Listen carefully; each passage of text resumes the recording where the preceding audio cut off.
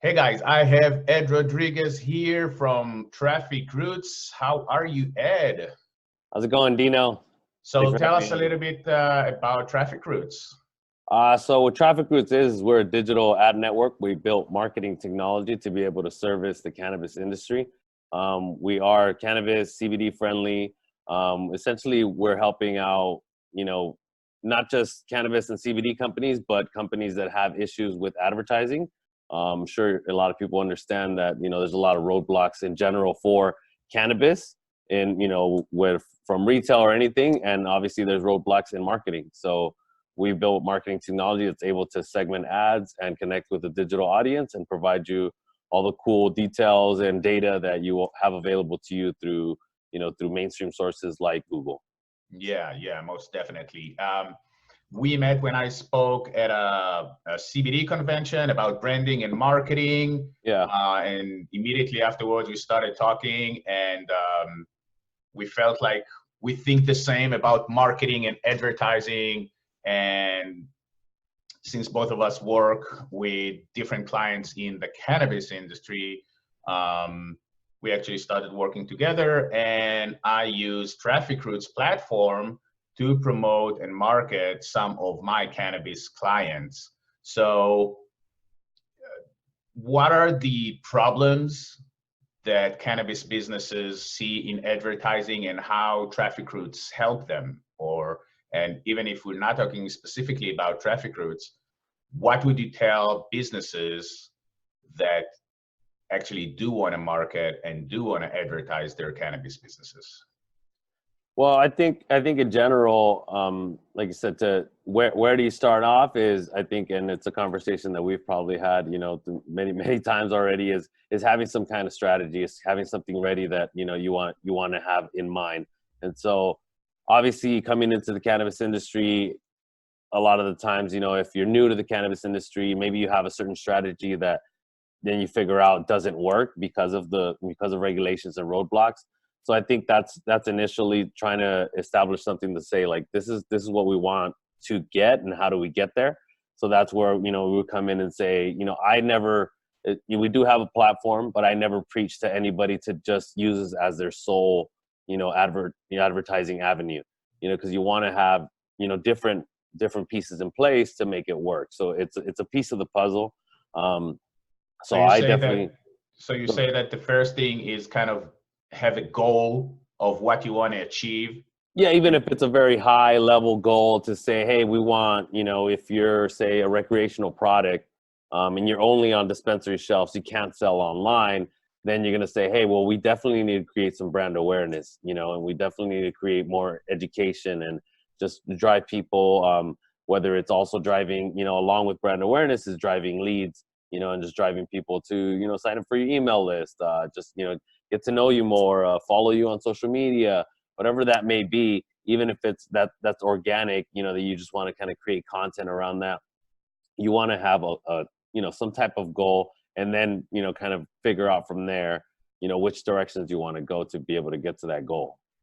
if you're talking about goals, something that I find really problematic is that people don't have a plan. They don't have a marketing plan. They don't have a set marketing budget. And it's great that we're talking in the third day of a new year, Yeah. because I'm sure there are so many people who are listening to us or watching us now, and they don't have a marketing plan and a marketing budget in hand for 2020. Do you get that a lot? Do you think, like me, that it's one of the biggest mistake a business can do with their marketing? I think definitely what happens is there's I think some companies will set those plans, or kind of try to, they'll connect with, people like you and me to try to guide them in that right direction. But ultimately there's only so much that you can give them and tell them to say, hey, this is what I think you should do, because you don't know, what their books look like, or what they really have in place. But you definitely have to have something that you can scale, something that you have a plan for, because or else that's when you get the, well, this isn't working for me. It's like, after maybe a couple of days, they expect for something, they expect to be, the next Coca-Cola, where it's, you definitely have to have, something that is going to last and is going to like continue to push. And that's, you know, the reason I mentioned something like Coca-Cola or like, you know, Carl's Jr. You know who they are. Everybody knows who they are, yet you're always seeing ads for them. Right. You know what I mean? Because it's that consistency and that, you know, that brand awareness for people to stay out in front, you know, and just having, you know, and that's what's lacking even like from, you know, e-commerce and cannabis industry and dispensaries. You know, I myself, I'll step into a dispensary and I'm pretty overwhelmed, you know, and I'm in the industry. I know usually it's like, oh, well, these guys are my client and I recognize these guys, you know, but even then, like, I'm not really being marketed to as just a consumer, you know.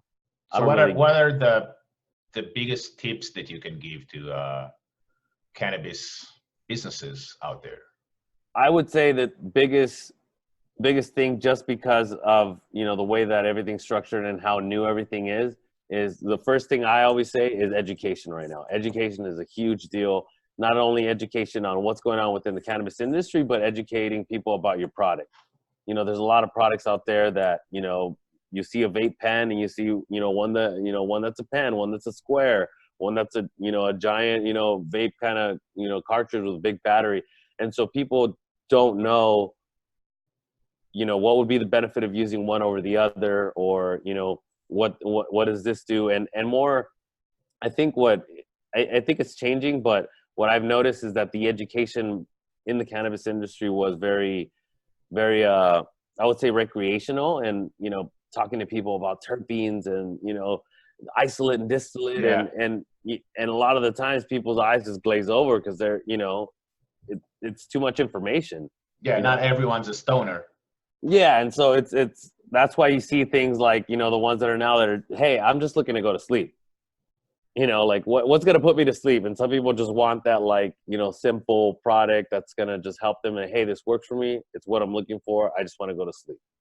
You know, instead of like, oh, well, this is that granddaddy perp and that, you know, the Northern Lights, and they're just like, wait, is this gonna help me go to sleep? Like, you know, that's all they really want to know. Yeah, I think that we're shifting from, and for some reason not everyone gets it, even though they've been in the business for years, from stoners to consumers. Yeah, definitely. In the past, you know, if you weren't a stoner, if you didn't like that, if you didn't like to smoke or taking hits from the bong, you wouldn't have anything to do with that. So you know what's indica and sativa and OGs and all that. Even if Yeah. you weren't, you know, like so deep into everything, you Yeah. knew what you needed to know. But now it's not about that at all. It's about just consumerism, and I want to understand what it is. I want to try it for the first time.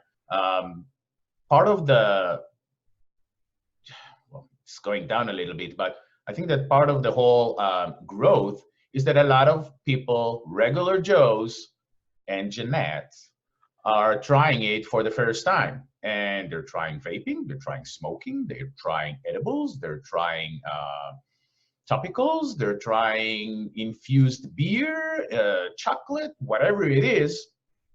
And there's not enough, just like you said, enough education. Yeah. Do you think that it's a smart move? So let's say you have a campaign. Is it a smart move to focus on one thing? For instance, let's say educational campaign and content and artworks that focus on that, or take the campaign and create different elements. For instance, let's have an ad about education, an ad that's just about the culture of it, the style, the positioning that we want to have, and both of them can be in one campaign at the same time.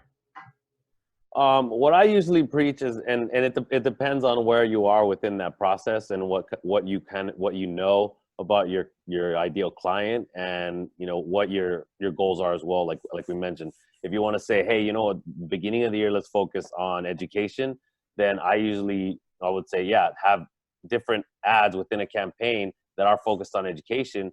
But even within those different ads or within that campaign, even though they're all focused on education, you want to have those different points to whether maybe one's like, hey, download this ebook to learn more about, vaping, or learn more about, the vaping crisis, or whatever it may be. And then having something that's like, hey, cannabis 101 or whatever it may be. And then that's where you kind of gauge different levels of it to say, it looks like a lot of people, are interested in learning about the vape crisis because it's obviously something that, people were, uneducated about. I think, there was a lot of misconceptions out there regarding it. And so it depends on where you're at within that process. If you already know, hey, certain people are coming in, or certain people are coming to my page, I already know kind of where my demographic is, then playing to that demographic. If it's an older demographic, then having those ads that play to an older demographic. And even within those ads, like I said, having different, different metrics that you can see, like say the messaging, or maybe you're sending them to a different landing page. So the great thing about, what our technology is, you're able to see every single creative and how it's performing. And if it's not performing well, then you just go ahead and pause that, and you see, okay, well, it looks like these top two are working the best. So then you go back to the drawing board, and you're gonna say, well, let's make more like those top two, and then another thing about your platform that I like is that you can see not only the creative and the exact ads and the creative and artwork that works or not. You can see on what websites and platforms they were better or not. And you can see, for instance, I don't know, all of a sudden when you see like let's say 60 websites that the banner was on, and you see all of a sudden that the big ones, the big performers were on, I don't know, news websites. Yeah, exactly. So you can decide and understand, okay, this specific creative target and grabs those kind of people, those kind of eyes.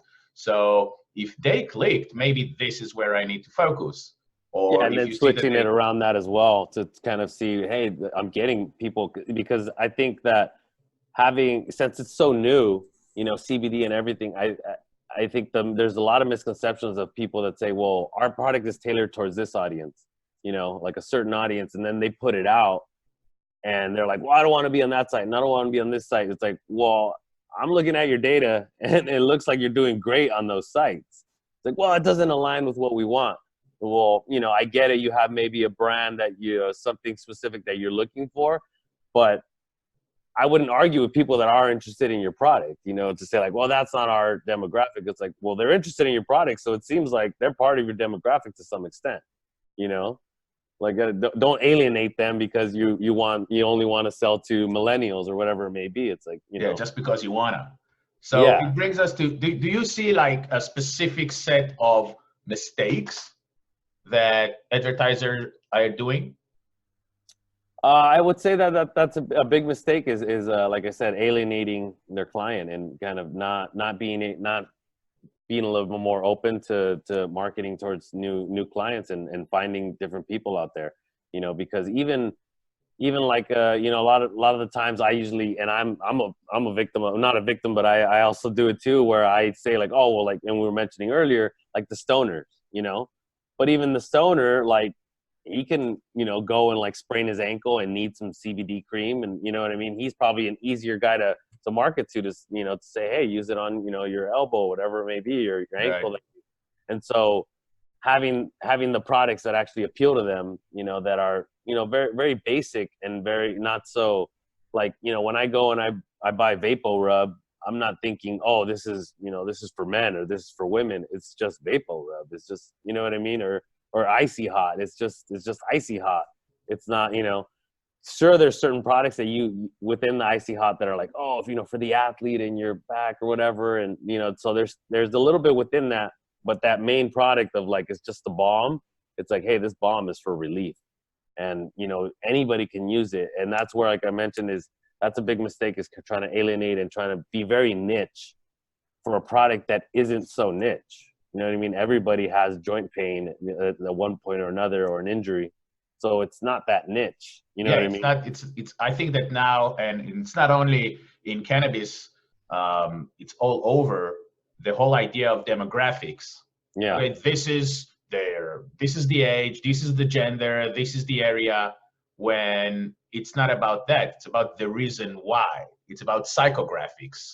Why Yeah. do they want to use your product or service? And when you get to CBD and hemp and all that, a grandma who's, I don't know, 80 years old and an 18-year-old guy have the same reason to use your specific CBD product, because your product helps them go to sleep or less, I don't know, joint or blood clot, something. Yeah. So the fact that you want to be cool and target only the 18 years old, and you put all your efforts into a specific, very niche demographic, With there's, no disposable income, and then yeah, and there's like huge things. So don't always just create to a specific niche or a specific demographic. Just think of the reason why. Create the creative that answers their points, their pain points and their needs, and show how you can help it, regardless of how old are you or what your gender. Yeah, and I'll be honest, kind of along that same point, what I usually like to do whenever I'm talking to clients, or whenever we do something like this where we're creating content and trying to connect with people, I like to be more practical, right? Obviously, right now we're talking like, hey, this is what you could do with your brand, kind of big, high level. What the practical usage of or practical information that I can provide is having the Google Analytics, having the heat maps on your site, to be able to track on where people are going, where people are clicking, and what the journey of that sales process is, when especially with e-commerce. Because a lot of the times we've had clients that are saying, well, I'm only getting I'm getting 2 pages or 3 pages, and I think we go even more above and beyond to connect with clients. I mean, we're a technology company, we're not a consulting firm, but we definitely try to help out our clients to get the best. And sometimes we do sit down and say, okay, well, let's go through the sales process. I click on your ad. I go to your site. Okay, I'm on the home page. And then I scroll through. Okay, there's a button for a product. Okay, let's click that product. It's the first product. I'm not even going through and looking at how many products you have. And the click first product. Then you go to add it to the cart. Now I'm already like 3 clicks in and 4 pages in. So and I still haven't checked out. So it's streamlining that process of knowing what it's going to do. And like, if I go to Amazon right now, 1 click, I probably already can spend $50, and I'm already checked out. It's already shipping. Yeah, it's so important for people to understand the experience that happens. And the more clicks, the less sales you will have. The more content I need to read and understand before I can click add to cart, the less you will sell. It has to be there. It has to be in front of my eyes. And when we use those mobiles, everything is about the thumb. If I can't immediately buy, you will have less sales. And it's great that you're mentioning Google Analytics, because you can understand so much about what's going on. What landing pages are good? Where are the visitors leaving your website? How many clicks on this? What are they searching for? What are the words that they're using to get into your website? How long they're on your website, and all that. So I think that people really need, if there's one tip that's really important, is to connect your website to Google Analytics, because not everyone's doing that. And it's like step number 1, get the data.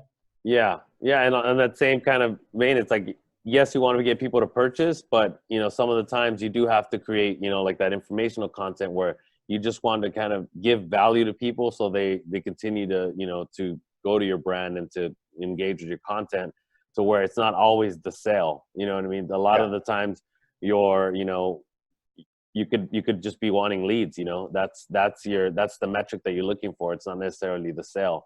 And that's where you have to create, different ads that aren't as specific to just the sale. Just, hey, here's a video about, the process that we do and how we do it, and more educational content to create that You know, everybody wants virality. Everybody wants to, you know, oh, I want my video to go viral. I want everyone to know about it, you know? And so you have to create valuable content consistently to be able for it to have that virality, you know, to be able to reach more people and just have, you know, more authority as well, you know, within the industry for people to say, hey, these guys are always, you know, putting out good content. They're always putting out good information.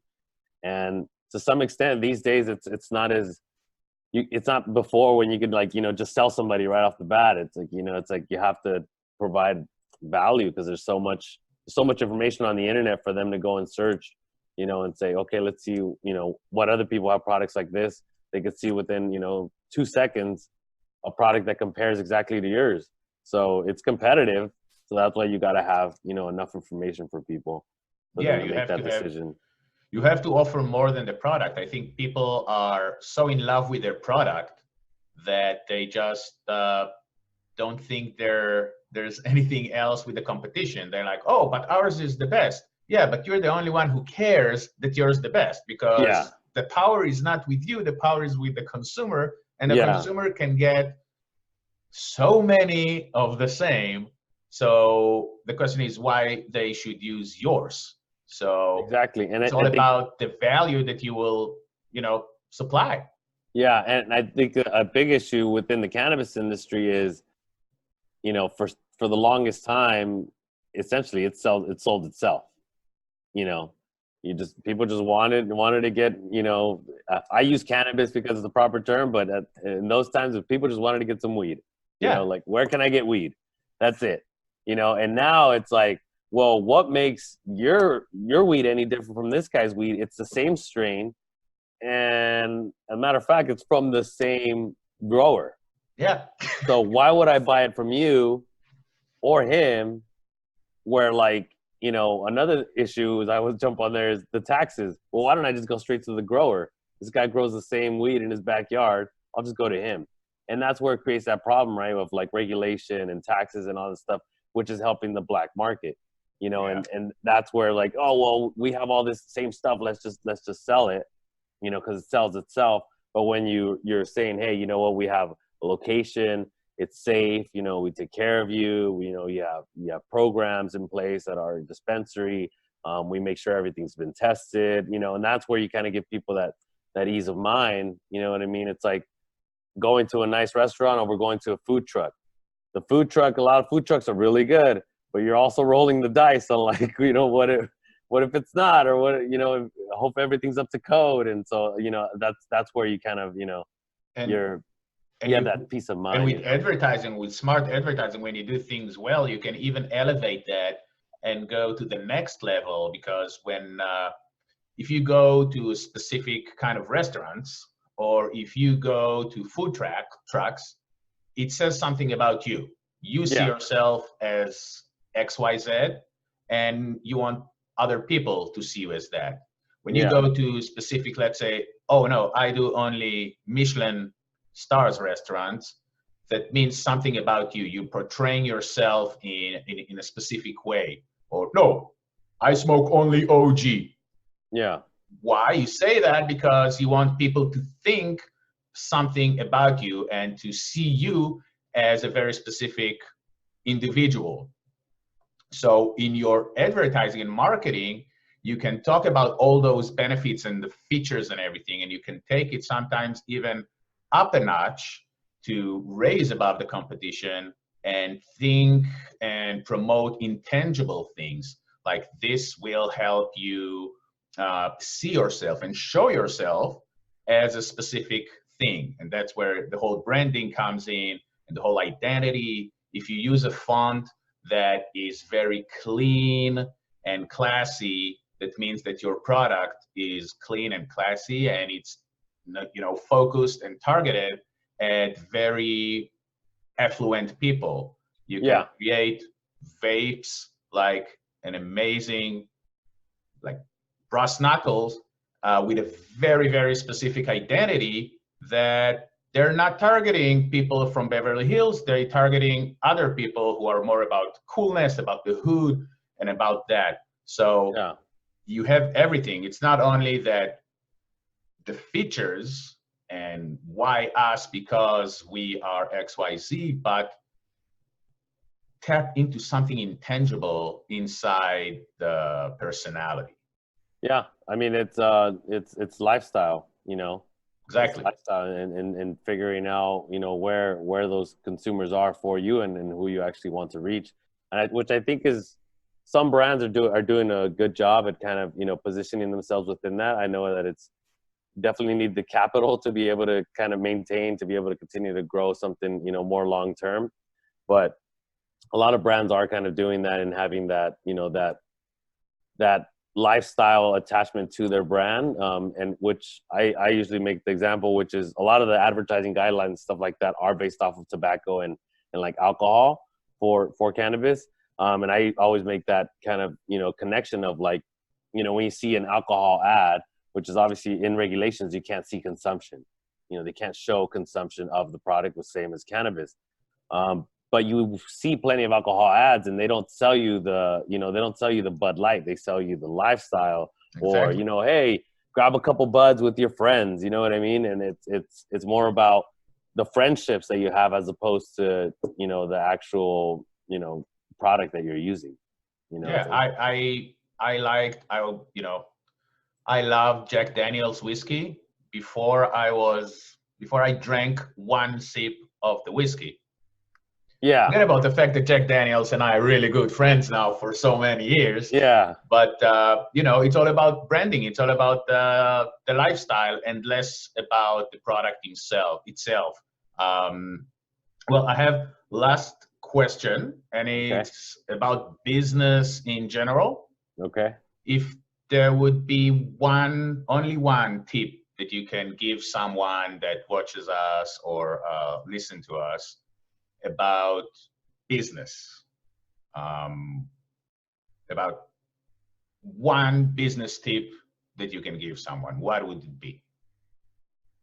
Um, the way that I kind of roll in business is just do it. You know, I feel it's very cheesy to, you know, Nike, but as much as we, you know, kind of preach strategy and stuff like that, I think there's so many things that you can't know until you know. So until you test it, and that goes back to my point of, well, we're all, you know, our audience is millennials, and it's like you put out all this stuff and then you realize millennials don't give a crap about your product, you know, but you keep trying to shove it down like, no, we want millennials, you know what I mean? Instead of figuring out, you know, it's like go with what's working, and then you build from there. You know, go with what, you know, where people want your product, and what you're getting back, what feedback you're getting. I think a lot of the times we you know, a lot of brands don't listen, you know, like to you know, they put out a message, this is who we are, this is what we represent, but then you still have to listen to know what it is that you know, what they want.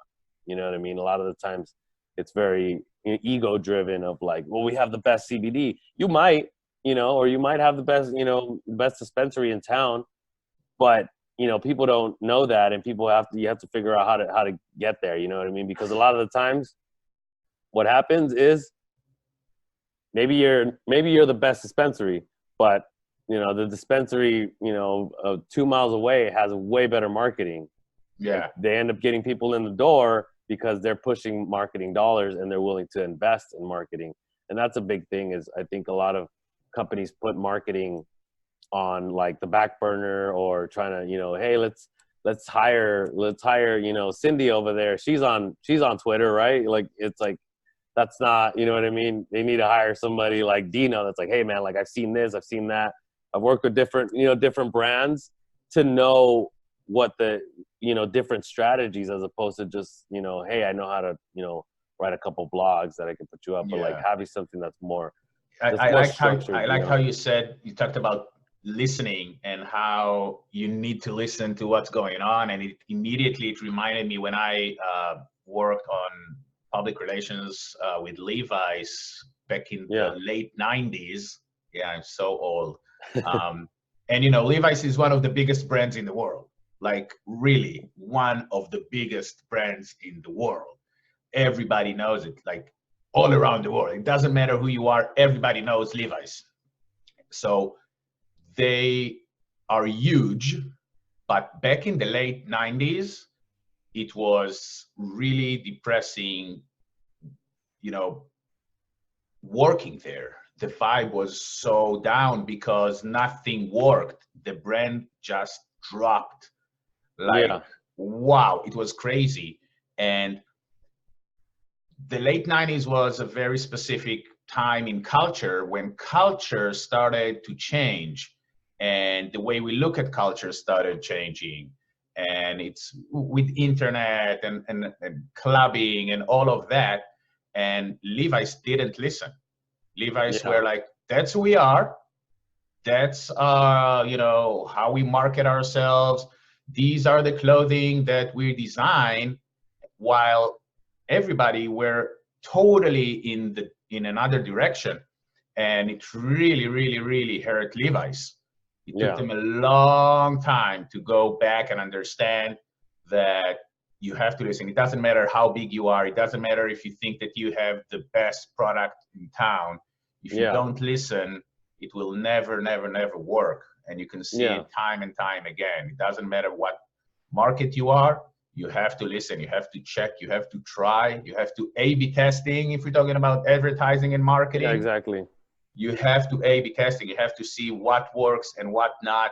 And just like you said before, you have to do it. You Yeah. can think and think and think and think, but until you will do it, actually do it, you will not know, you will not be able to see if you can succeed or not. So Yeah. listening and doing it's, And doing it with an effort, you know, not just kind of, you yeah, know, doing it half-heartedly. And like basically, like I said, is having something that's gonna, you know, establish to say, hey, let's put in some, you know, put in a good 6 months for this strategy and let it play out, you know, and then get that data back. You could always in between kind of, you know, start tweaking, and also, you know, listening, but also listening and analyzing. What are yeah. we getting back? Not necessarily doing exactly what people want, but kind of, you know, either setting up the trend or, you know, because there are plenty of brands like, you know, like Levi's that make the change, that they're the ones that are actually changing the culture. You know what I mean? Because they established the whole thing behind it. I was watching the Ralph Lauren documentary on like HBO, and they was talking about how so many of his ads were like a cabin out in the woods. There wasn't any Ralph Lauren products or anything. It was literally a, you know, just the scenery, He's an you amazing, know? he's an amazing example of how everybody thinks they can do marketing, everybody thinks they can do creative, but really most can't. Ralph Lauren knew, he just had it. Yeah. So he Well, knew that he's it's telling about a specific lifestyle that he wants to portray. It's a specific lifestyle that this and that people or clients would like to have. So he himself he created those amazing commercial and ads that are all about lifestyle, with not about Ralph Lauren at all. Yeah, and just I wanted to make this last.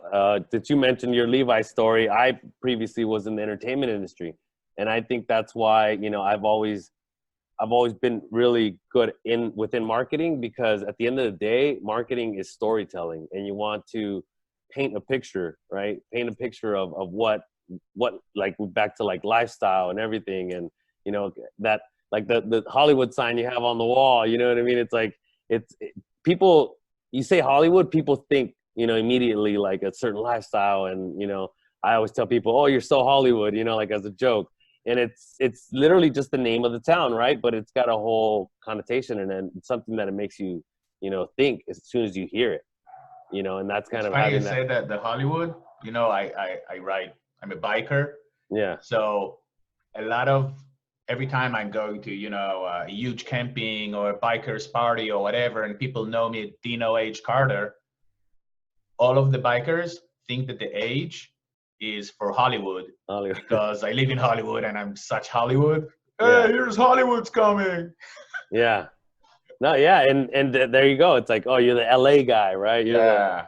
exactly. But that's because there's a whole thing behind it. But yeah, it's like we said with Ralph Lauren, it's a big storytelling, right? You Everyone sell a has a story. story to tell, you know, and just having setting it up, you know, setting something up where it's like a lifestyle, whether it's, you know, something within the product. Like I said, it's not so much of, hey, you know, you got joint pain, put this on there. All right, cool. No, it's more like, hey, you know, you want to play with your grandchildren, or like showing different stuff like that, that now it's like, okay, maybe I should use this cream so I could free myself up, and, you know, being Yeah, able to move. show instead of showing a photo of the cream and the packaging, show a photo of a grandpa holding his baby, his grandson, Yeah, with a exactly. huge smile on his face. I think you will sell more. Yeah, exactly. And so then if you paint a different picture and you're actually getting to people's emotions, as opposed to, you know, the people that are just looking for a solution. And there's nothing against the ad that is saying, hey, joint pain, Of which I would course. always recommend to use, like, you know, with our retargeting technology, right? Because now, you know, these are people who have visited your site, you know, they're comfortable with your product. Maybe they've already purchased it. And now you just want to retarget them to come back and say, hey, you know, we know you already purchased, kind of deal. Obviously, you know, but when you retarget them, you say, hey, come back 25% off, you know, on your, you know, buy one, get one free now, now that you purchase, and, you know, so you don't have to tell them the same story, you know, that you told them previously, because they're already familiar, you know. So you suggest people to use kind of a mix of ads. Yeah, it's you know, it's having all those different levers you're pulling, of like, you know, these people over here already purchased, these people over here, you know, are still kind of in the middle, they're, you know, still deciding on where. So it's you have to really figure out where everybody is within that sales funnel, you know what I mean, and that marketing funnel, to know, okay, these people just submitted an email, they wanted more information, so now you toss them into like your newsletter, and try to, you know, get them to come back and purchase. And what, you know, what's grabbing their attention. It looks like, you know, a lot of people are interested in the sale. Oh, a lot of people are clicking on to learn more, and to get more information, or they're downloading our, you know, our CBD guide to, you know, a healthier lifestyle, whatever it may be. Having all those different places to go through, instead of just having one ad, one link to the homepage, and then turning around and saying, well, this doesn't work, you know. So you have to have a strategy in place to be able to build that story, because, you know, like you said, who are you? Are you just, you know, oh, well, we get the best distillate from, like, yeah, but who are you? Like, what, you know, okay, your product is good. I hope it's good. That's what you're hoping out of a product, right? That it's the best product that they feel they're selling. But, you know, why you? You Yeah, know? so true. Well, it was a pleasure. Yeah. Thanks for having me on. Lots of valuable knowledge. Yeah, like I said, I always have to toss in some practicality. You know what I mean? Because I think a lot of the times people Yeah, watch that's good. videos, and it's very, you know, you just gotta be yourself, and it's like, you know, I was like, okay, like, you know, you watch it and you're like, what's okay? Well, can you give me something that I can use? You know, like a little bit of, you know, a little bit of knowledge, which I think, you know, like you mentioned, you have a lot of the experience there, so it's, you know, you've seen it. You know, it doesn't matter if you're the mom and pop or if you're Levi's. You know, Yeah, those same it principles doesn't matter at still. all. It Yeah. doesn't matter at all. Well, it was awesome and great. Thanks for your time, and Yeah. Thank you. I'm sure I'll talk to you soon. Yeah. We'll talk soon, and enjoy I hope the year turns out. We keep going, and we keep working hard. You know, we can Hell help more yeah, let's people. crush 2020. Sounds good. See you, man. Talk soon.